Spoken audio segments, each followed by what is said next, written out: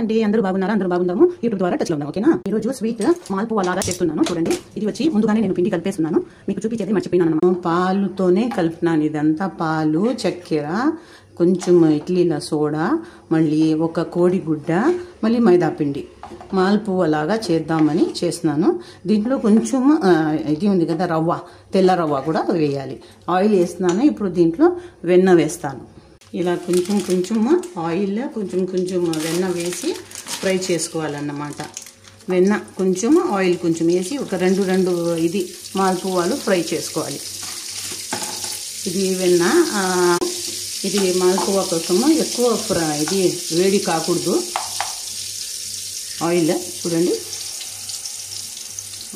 చిన్న చిన్న మాల్పువలు వేసుకుంటాను, ఎక్కువ కాదు.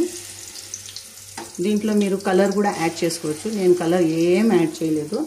ఎల్లో కలర్ వేసుకుంటే మంచిది. తక్కువ సిమ్లో ఫ్రై చేసుకోవాలి. ఇది అరటికాయ బజ్జీలు చేద్దాం అనుకుంటున్నాను. అందుకోసం అరటికాయ ఇది తోలు తీసుకుంటున్నాను.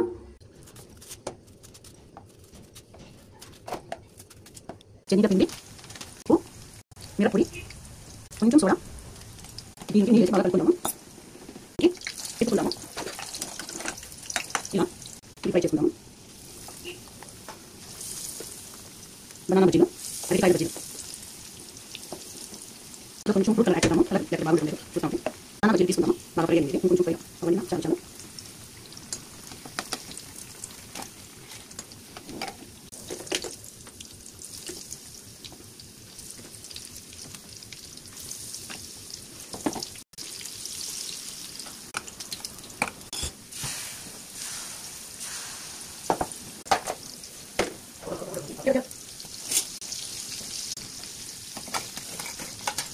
क्रिस्पी बनाना बज्जी तैयार।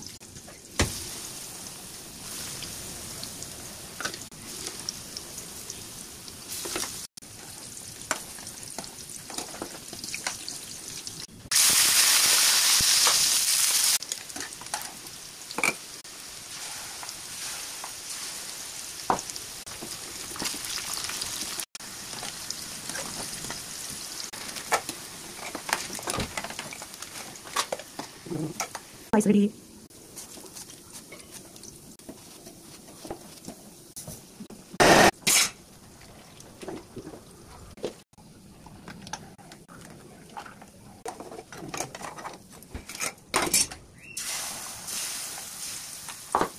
మాల్పువా తయారుగా ఉంది. దీంట్లో రబడీ వేసి తింటే చాలా బాగుంటుంది. ఇప్పుడు నేను రబడీ చేయలేదు, నేను ఇలాగే తినేస్తామన్నమాట. ఇఫ్తియారీ కోసం ఇది రెడీ చేస్తున్నాను.